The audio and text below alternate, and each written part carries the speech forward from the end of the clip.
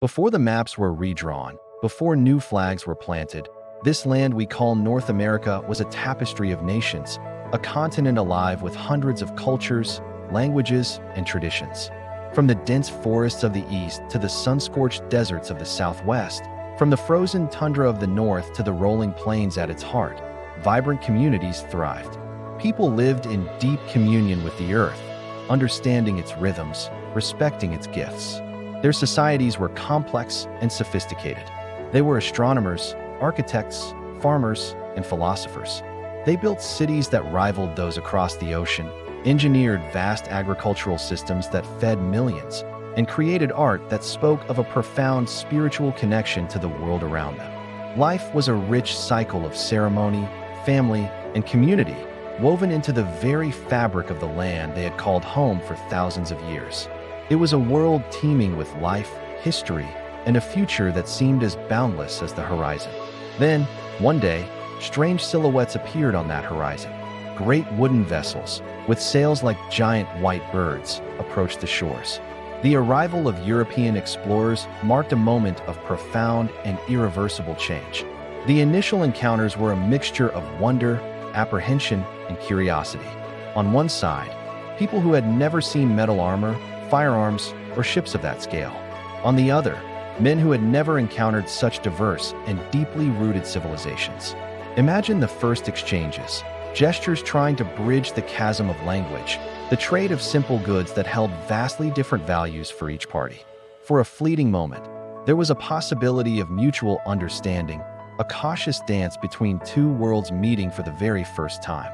But this initial curiosity soon gave way to a darker reality, as the intentions behind these voyages became tragically clear.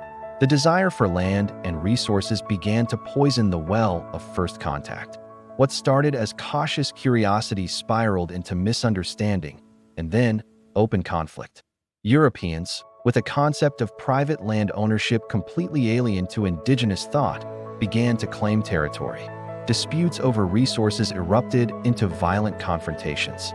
But a far more insidious and devastating enemy arrived with the newcomers, an invisible invader that no arrow or spear could stop. Smallpox, measles, influenza, diseases that Europeans had built immunities to over centuries, swept through Native American communities like a wildfire. With no natural defense, entire villages were wiped out. The death toll was catastrophic, a silent apocalypse that decimated populations by up to 90% in some areas. This great dying was not just a loss of people. It was a loss of knowledge, of elders, of cultural memory, hollowing out societies from the inside and leaving them vulnerable to the pressures that followed.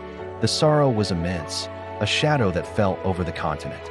With populations weakened and the balance of power shifting, the push for expansion intensified.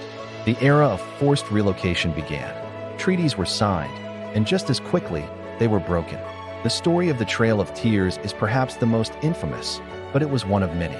Countless tribes were forcibly marched from the ancestral lands their people had known for generations, their sacred sites, their burial grounds, their entire world, to designated reservations on unfamiliar and often barren land. The journey itself was brutal, a procession of sorrow and death. Yet, in the face of this overwhelming pressure, the spirit of resistance never died. It flared up in the strategic brilliance of leaders like Tecumseh, who sought to unite tribes against the encroaching tide. It echoed in the defiant cries of warriors like Crazy Horse and Geronimo, who fought fiercely to defend their people and their way of life.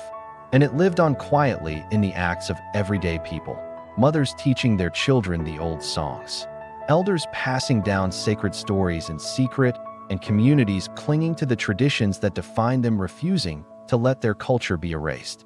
This was not just a fight for land. It was a fight for existence itself. The story does not end in the 19th century.